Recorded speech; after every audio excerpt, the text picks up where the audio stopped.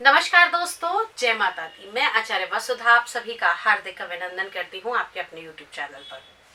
दोस्तों, अप्रैल का महीना बहुत ही इंपॉर्टेंट रहने वाला है क्योंकि इस अप्रैल के महीने में होने वाला है ग्रहों का एक महायुद्ध। जी हाँ, पूरे साल में कुछ दिन ही ऐसे आएंगे इस अप्रैल के महीने में जब पांच ग्रह होंगे एक साथ। अब इन ग्रह युद्धों का क्या पड़ेगा जीवन पर असर, कौन से बनाएंगे योग और क्या ये आपके लिए घातक साबित होंगे या फिर आपको बहुत कुछ देने वाले हैं, जानने के लिए वीडियो को पूरा देखिएगा। तो चलिए शुरुआत करते हैं। बात करेंगे आज सबसे पहली नंबर राशि यानी कि मेष राशि।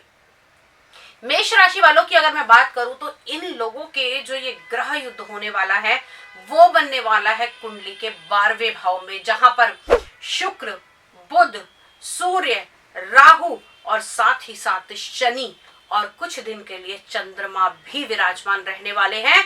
तो अब ये क्या करेंगे, सबसे पहले बात कर लेते हैं आपके स्वास्थ्य के बारे में। आपके लगन के स्वामी और साथ ही साथ आप यानी कि आपके राशि के स्वामी और छठे भाव रोग, ऋण, शत्रु दोनों के स्वामी ही नीच होकर विराजमान होने वाले हैं इस पूरे माह आपकी कुंडली के 12वें भाव के अंदर। क्या क्या लेकर आएंगे इस समय आपको होगी हेल्थ से जुड़ी हुई परेशानियों में ब्लड के इन्फेक्शन, स्किन की एलर्जी, या जिन लोगों को हाई ब्लड प्रेशर या शुगर की प्रॉब्लम है उन लोगों को अपना बहुत ज्यादा ध्यान रखने की आवश्यकता है।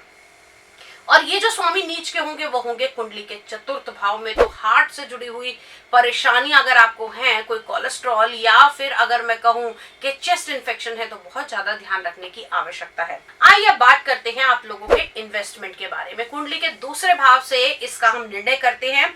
विद्या से जुड़ी हुई चीजों के अंदर आपका खास तौर से इस माह में इन्वेस्टमेंट हो सकता है, या फिर मैं कहूं कि इस माह में आपको, क्योंकि गुरु और चंद्रमा का गोचर रहेगा आपकी कुंडली के 2रे भाव में, गज केसरी योग भी बनेगा कुछ समय के लिए और विद्या को लेकर कुछ नई चीजें आप कर सकते हैं, जैसे कि अपने किसी नई कोचिंग की तैयारी कर सकते हैं, या फिर मैं कहूं इस समय में आपकी वाणी से लोग बड़े ही प्रभावित होने वाले हैं। आपका व्यक्तित्व देखते ही निखरेगा और परिवार में, कुटुंब में, यानी कि अगर हम बात करें आपके पूरे कुटुंब के अंदर कोई ना कोई धार्मिक अनुष्ठान इस माह में जरूर होता हुआ दिखाई देगा।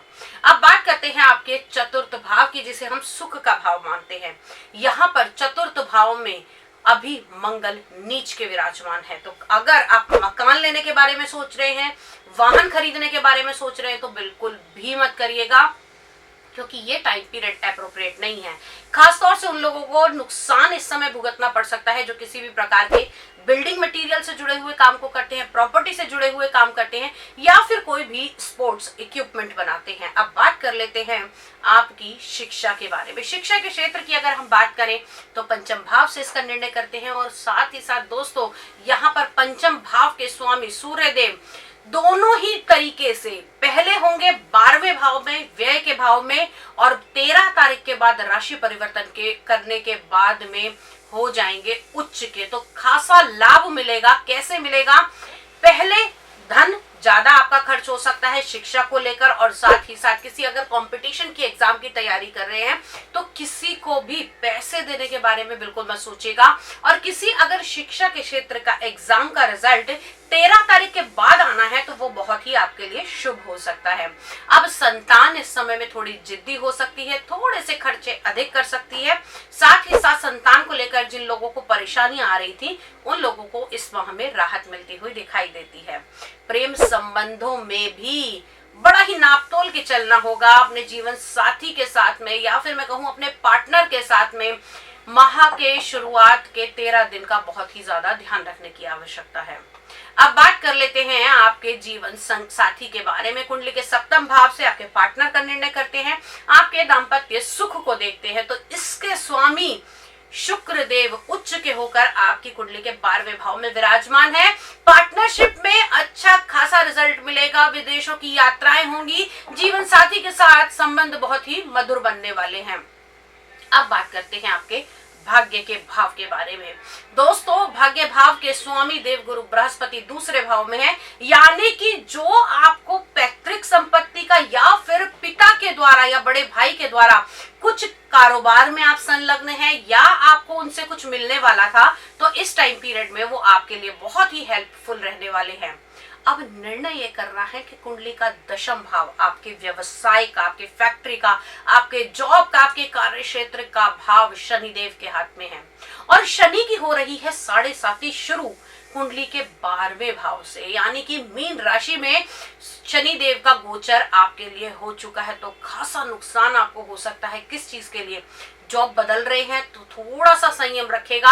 अपने साथ सह कर्मचारियों के ऊपर आपको किसी भी प्रकार से हावी नहीं होना है। उनके साथ एक अच्छा सहयोग करके ही आप अपने कार्यभार को आगे बढ़ा सकते हैं।